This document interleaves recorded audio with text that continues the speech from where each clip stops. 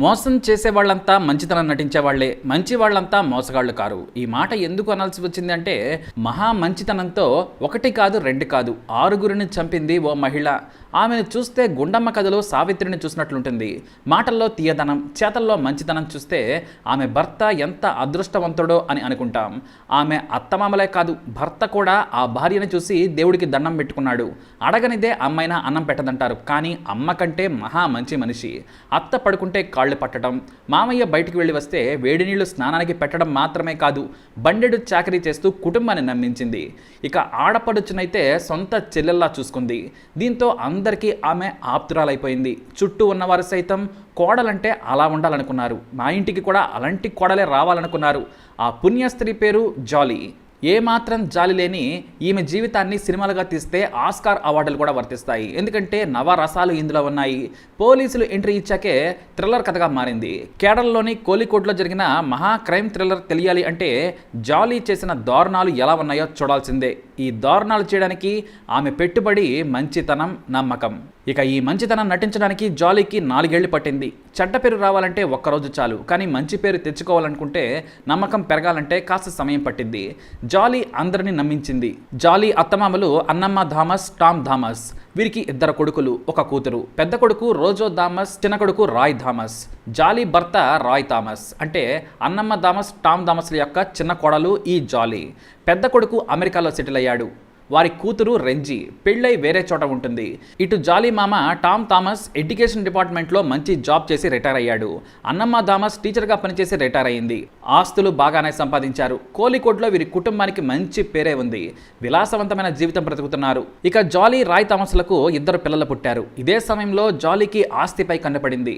అత్త కోడలను అద్భుతంగా చూసుకుంటుంది, కానీ ఆర్థిక వ్యవహారాలన్నీ కూడా అత్తగారి చేతిలోనే ఉండడంతో జాలీకి అసూయ పెరిగింది. ఆస్తులు పంచమంటే పంచరు, మీకు ఏది కావాలంటే అది ఇస్తామని చెబుతూ ఉన్నారు, కానీ పెత్తనం మాత్రం ఇవ్వడం లేదు. దీంతో అత్త లేకుంటే కోడలిగా నాకే మొత్తం ఆర్థిక వ్యవహారాలన్నీ వస్తాయని కుట్ర చేసింది. భర్త రాయ్ మంచి మనిషి, అమ్మ మాట వింటాడు.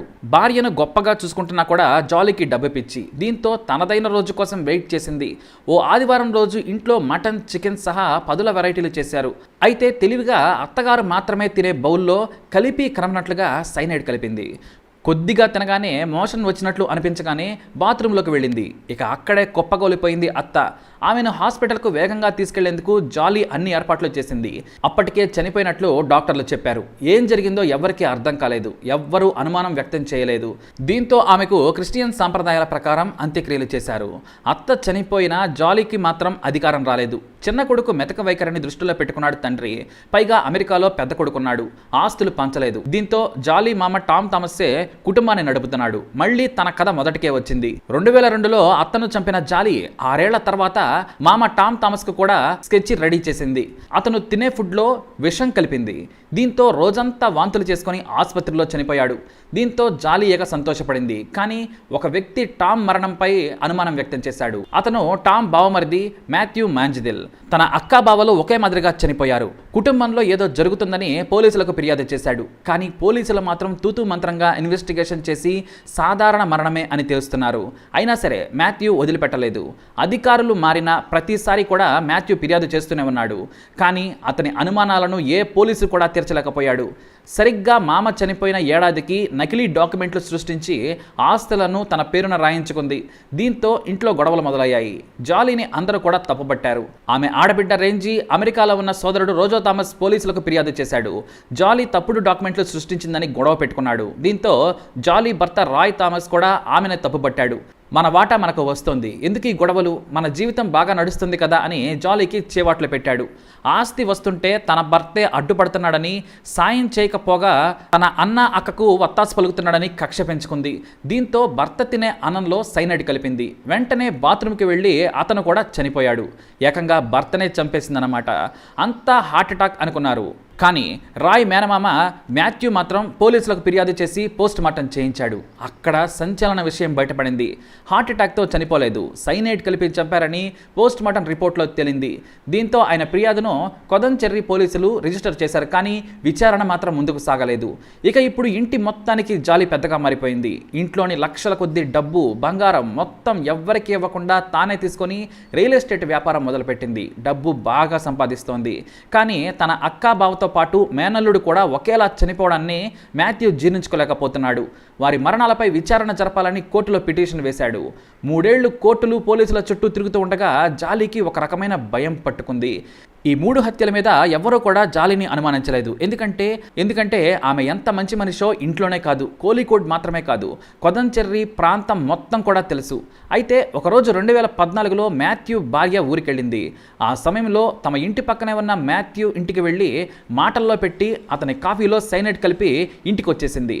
అంతే, కాసేపటికి మాథ్యూ పరిగెత్తుకుంటూ బయటకు వచ్చేశాడు. చుట్టుపక్కల వాళ్ళతో పాటు జాలీ కూడా ఏమీ తెలియనట్లుగానే వారి ఇంటికి బాబాయ్ ఏమైందంటూ పరిగెత్తుకుంటూ వచ్చింది. కానీ గేటు దగ్గరే అతను కుప్పకూలి చనిపోయాడు. ఇక మాథ్యూ చనిపోయాడని తెలిసినా కూడా జాలీ కారులో అతన్ని ఆసుపత్రికి తీసుకెళ్ళింది. అంటే చుట్టుపక్కల వాళ్ళని నమ్మించడానికి అనమాట. దీంతో జాలీకి శత్రువులంతా పోయారు. హాయిగా జీవితం సాగుతుంది. 2 కొడుకులను మంచి స్కూల్స్, కాలేజీల్లో చదివిస్తోంది. ఇక్కడే కొత్త ట్విస్ట్ స్టార్ట్ అయింది. జాలీ ఒంటరిగా ఉంది, మగతోడు లేదు. ఆ సమయంలో తన మామగారైన టామ్ థామస్ తమ్ముడి కొడుకైన షాజుపై కన్నుపడింది. అతను ఒక ప్రభుత్వ టీచర్, మంచి మనిషి, అందరినీ కలుపుకుపోతాడు. అతన్ని ఎలాగైనా సరే తన వాడిని చేసుకోవాలనుకుంది జాలీ. కానీ అతనికి అందమైన పెళ్ళాం ఉంది. ఆమె పేరు సిలి. అంతేకాదు, ఇంకా ముద్దులకే 2 ఏళ్ల కూతురు కూడా ఉంది. ఆ పాప పేరు ఆల్ఫిని. వారిని చూసి అసూయ పెంచుకున్న జాలీ ముందు పాప తినే బ్రెడ్ ముక్కలో చుక్కంత సైనైడ్ కలిపింది. పాపం, దీంతో పాప కూడా చనిపోయింది. ఏమీ తెలియనట్టే జాలీ కన్నీళ్లు పెట్టుకుంది. ఇంట్లో వరుసగా చనిపోతున్నా కూడా ఎవ్వరికీ పెద్దగా అనుమానం రాలేదు. పైగా ఒక్కొక్క మరణానికి 4-5 ఏళ్ల తేడా ఉండేటట్లుగా ప్లాన్ చేసింది జాలీ.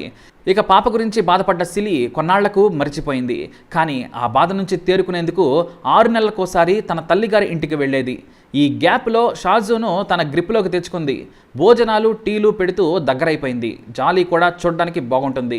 ఇద్దరూ కలిసి ఎంజాయ్ చేస్తూ ఉన్నారు. కానీ షాజు భార్య ఇంట్లో ఉన్నప్పుడు జాలీ మంచిగా నటిస్తూ పతివ్రతలా ఉండేది. ఇక ఆ తర్వాత సిలీని కూడా ఎలా లేపాలో ప్లాన్ చేసుకుంది. ఎలాగైనా షాజుని దక్కించుకోవాలి. ఇక అప్పటికే పాప చనిపోయి 2 ఏళ్లయింది. ఆ తర్వాత ఒకరోజు పెళ్లికి హాజరవుదామని సిలీని తీసుకెళ్ళింది. ఇక పెళ్లికి హాజరై తిరిగి వచ్చే క్రమంలో ఒక బేకరీ దగ్గర బ్రెడ్ తీసుకొని ఇద్దరూ తింటూ ఉన్నారు. ఆమె చూడనప్పుడు కొంచెం సైనైడ్ కలపడంతో క్షణంలో తన చేతుల్లోనే సిలి కుప్పకూలిపోయింది. ఏమీ తెలియనట్టు జాలీ హెల్ప్ హెల్ప్ అంటే అరిచింది. ఆ తర్వాత జాలీ ఏమీ తెలియనట్టే నటించింది. పోస్ట్ మార్టం చేయకుండానే ఆమె అంత్యక్రియలు అయ్యేలా షాజుని హడావుడి పెట్టింది.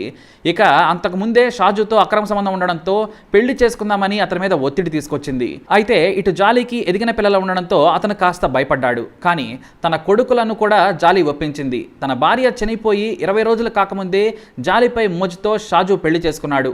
తమ బంధువులంతా చీకొట్టినా పట్టించుకోలేదు. కథ ఎంతవరకు బాగానే సాగింది. అయితే పాపం ఏదో ఒక రోజు పండుతుంది. ఇంట్లో మేనేజ్ చేయగలిగిన జాలీ పోలీసుల దగ్గర దొరికిపోయింది. మిగిలిన ఆస్తులను తన పేరు మీద రాయించుకొని నకిలీ డాక్యుమెంట్లు సృష్టించి రిజిస్ట్రేషన్ ఆఫీస్కి వెళ్ళింది. వాళ్ళు ఆస్తిలో వారసత్వ వాటాదారుడిగా ఉన్న రోజో థామస్ సంతకం కావాలన్నారు.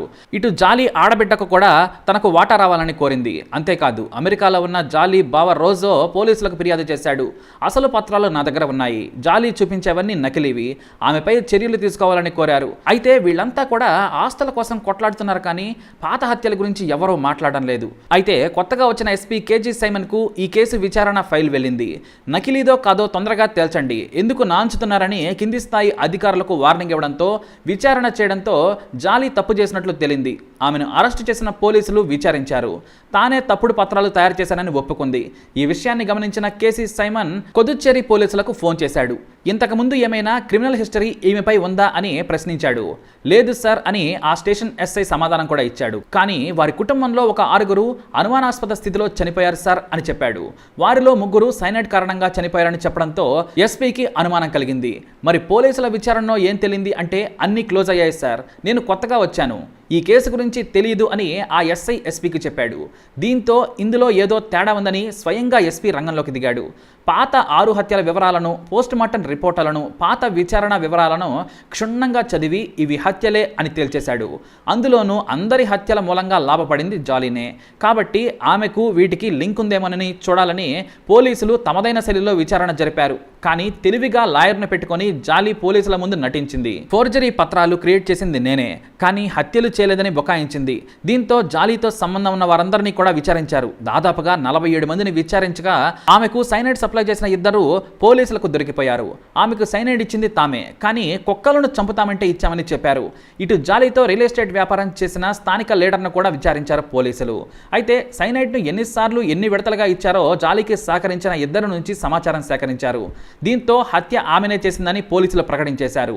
6 హత్యలతో సంబంధం ఉన్న మరో 5గురిని కూడా పోలీసులు విచారించి అరెస్టు చేశారు. అంతేకాదు మొదటి హత్యకు చివరి హత్యకు దాదాపుగా 17 ఏళ్ల గ్యాప్ ఉంది. వారి శవపేటికలను మళ్లీ తీసి ఫారెన్సిక్ ల్యాబ్కు పంపారు పోలీసులు. ఇటు జాలీ పెద్ద కొడుకు కూడా మా అమ్మను ఉరితీయమని మీడియాకు చెప్పాడు. అయితే తన మారు తండ్రి షాజు మీద కూడా ఆరోపణలు చేశారు. మా అమ్మ ఒక్కతే అని హత్యలు చేసి ఉండదు, అతను కూడా పాత్రధారేనని ఆరోపించాడు. అంటే కన్నబిడ్డలే ఆమెను చీకొట్టారు. ఇక పోలీసులు అన్ని ఆధారాలు సేకరించినా జాలీకి శిక్ష పడేందుకు సరైన సైంటిఫిక్ ఆధారం కోసం పోలీసులు వెతుకుతున్నారు. హత్యలు చేసింది జాలీనే అని తెలిసినా పోలీసులకు ఆధారాలు లేకుండా పోయాయి. చివరి హత్యను 2016లో చేసింది, కానీ ఎక్కడా ఆధారాలు లేవు.